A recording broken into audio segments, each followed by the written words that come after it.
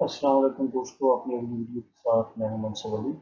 दोस्तों, इस वीडियो में मैं बताऊंगा, एक दोस्त ने क्वेश्चन किया है कि ये कितनी नॉमिनल, यानी कि जो नॉमिनल स्पेनिश में कहते हैं, इंग्लिश में मैं आपको बताता चलूँ कि सैलरी, यानी कि अगर कोई बंदा जहाँ से अपनी वाइफ को या बच्चों को स्पेन में बुलाना चाहता है तो उसको स्पेन में अपनी सैलरी वगैरह शो करनी होगी, अपनी इनकम शो करनी होगी कि वो कितना कमा रहा है। क्या वो अपने बच्चों को स्पेन में बुला के उनको खिला सकता है, उनके एक्सपेंसेस पूरे कर सकता है।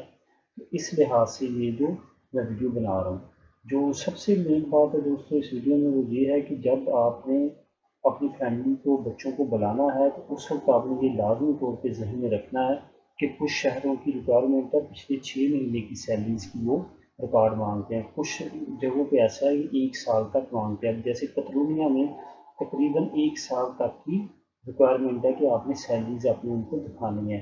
और ये बाकी जो सूबे हैं जैसे पाइस पे, जैसे मैं जहाँ पे सांसी बस्तियान में रहता हूँ, जहाँ पे 4 से 6 महीने की नॉमिनल जो है वो चल जाती है, सैलरी चल जाती है। इसके बाद जो पूरे स्पेन की रिक्वायरमेंट है जो बाई लॉ है वो फैमिली बुलाने के लिए, अगर तो आपकी सिर्फ और सिर्फ एक वाइफ है फिर तो आप वही 9 साढ़े 9 सौ अगर आपकी सैलरी है तो फिर भी वो काम बन जाता है। लेकिन अगर आपके बच्चे हैं तो हर बच्चे का आपने 176 यूरो जो है वो ऐड करते जाना है। फॉर एग्जांपल तकरीबन तकरीबन 200 यूरो आप अप्रॉक्सीमेटली आप सोच लें। 900 में अगर आपका एक बच्चा है तो आपको फिर 1100 चाहिए, अगर दो बच्चे हैं तो आपको 1250 1300 सैलरी चाहिए।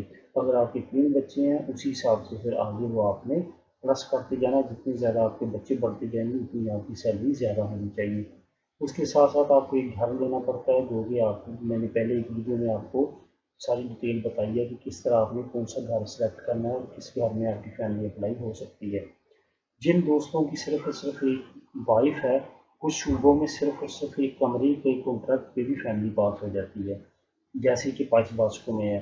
बाकी जो कतलोनिया, बार्सिलोना, उन साइडों पे है वो पूरे घर की रिक्वायरमेंट है कि आपके पास पूरा घर होना चाहिए।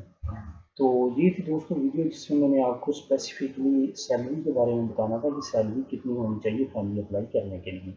उम्मीद है आपको जो मेरी वीडियो पसंद आई होगी। पसंद आई है तो लाइक करें, अगर कोई बात की समझ नहीं आई तो कमेंट कर सकते हैं नीचे, और दुआ में याद रखें। Take care.